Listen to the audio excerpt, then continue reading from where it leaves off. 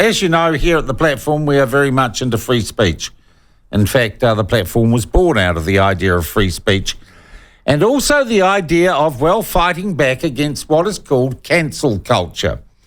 The inclination in this day and age, particularly I would say against the left or anyone from the centre left and the feminists and the trans activists, to simply cancel people they disagree with, to not talk to them, to not give them interviews, and to deny them access to venues and places where they might share or discuss things that the cancel culture mob find uncomfortable. And we have seen more than enough examples of this in New Zealand, the most recent being the unsuccessful attempt to shut down a conference in Wellington discussing trans issues, though the cafe at the publicly owned event centre was closed in a fit of virtue signalling pique.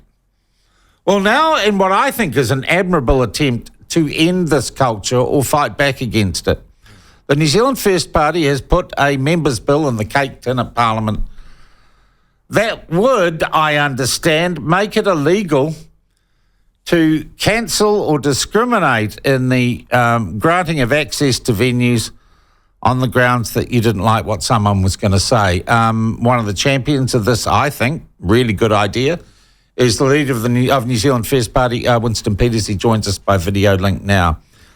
Mr. Peters, can you explain precisely how this bill or this proposed law would work? Well, good morning. First of all, it is designed to ensure that ratepayer and taxpayer-owned property can be used for a legitimate purpose, like holding a meeting, and not be shut down by virtue signalers who say that they disagree, therefore the meeting shouldn't take place in the first place. It shouldn't be held on a publicly funded ratepayer or taxpayer premise. All right. So when you say that, are we talking about, for example, obviously we're talking about council venues like libraries, like event centres, like town halls? Exactly. Don Brash was being shut down. Posey Parker tried to hold a meeting and everybody decided on the other side that they were going to shut her down. Then you had the Takina event, which was being threatened here at Te Papa in Wellington, all with a legitimate purpose. Whether you agreed with them or not is not the reason for this controversy. It is part of the essentialities of democracy. I might note, so this bill would therefore apply to universities? Most certainly, yes. I mean, they're meant to be the citadel of free speech and opposing opinion. And it's very sad to think that some of our universities are now going down that pathway that has been mirrored in sad societies in decay in other countries at other times. It should not be happening in New Zealand. All right. By the way, I'm getting a hard time on the text for not saying good morning to you. My apologies. It's been one of those mornings. All right. What would you then do? Would you fine? And look, one of the other things that is being used, I think Linda Clark was the brainchild of this. It was her brainchild. The health and safety argument being used to shut down public venues. Oh, our staff would be at risk if these terrible people were allowed to speak here. Or even worse, the crybully one, we'd promised so much disruption and so much protest that no one would be safe in the venue. Well, that sort of response is weak. It is deceptive in the extreme, and it's designed to ensure that one side of the argument gets heard and the other side is not, because you cannot be certain at all whether, if you go down that pathway and allowing only one side of the argument, that eventually there is a threat to that party, favoured or otherwise, into the future. It is not confusing. We are saying one of the essential rights of a democracy is to have a different view and to have the system defend your right to have that different view. That's what makes us different from dictatorships. All right. So this law, this proposed law, would also, for example, protect the right of drag queens to hold events in public libraries. Well, if they want to hold an event in public library, that's fine. But if they want to hold an event in a public library to read books to school children and endeavour to influence them as to their lifestyle before their child is old enough to make up their own mind, then it may become another story. We have specified in this legislation, being brought by Andy Foster, one of our MPs, the fact that they have to be abiding by the law. The law is wide on the basis of the right for people to have a different view. Okay, well, reading kids' stories isn't illegal.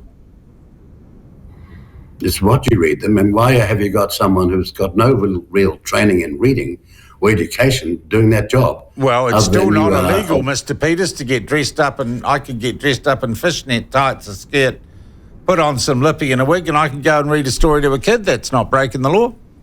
It's unlikely. Look, I don't care what they do, but I've got a right as a parent to say, why is this happening? Okay. What purpose is being But I could used still, here under to this law, under Andy Foster's law, I could go and do that in a public library and invite kids along? Well, when you say that, yes, possibly. But there's one other thing about the law, and we want that not to be lost.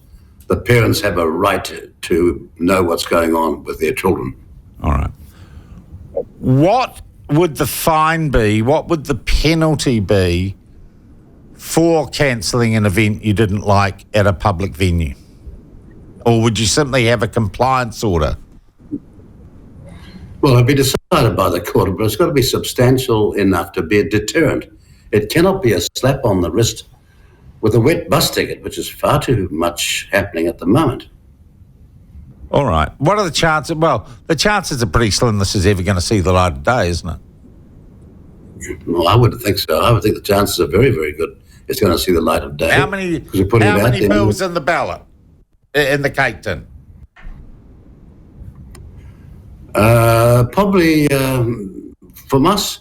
Yeah. Probably about 4 or 5, but across the other parties, in any given day, you don't know. You have to be down at the cake tin to find out. Bills are coming out, bills are being put in. All right. But we think there'll be a chance, and also our governmental colleagues may look at the wisdom of this and say, why don't we just pick it up ourselves? All right. Are you going to take this to your coalition partners? I suspect ACT would be really into working on this. I think your position and their position is pretty similar on this. Why don't you guys go and make it a government bill and go to Luxon and do some horse trading on it? Well, one of the things that happens when you're negotiating to form a coalition, you put things on the line and you get agreement. And things that were not there, it'll be wrong to just demand that they be there when you haven't had prior consent and agreement. However, we believe that this is a very meritorious piece of legislation that's desperately needed now because of circumstances. And we are confident that they will come and see it our way as well. It's not just our way.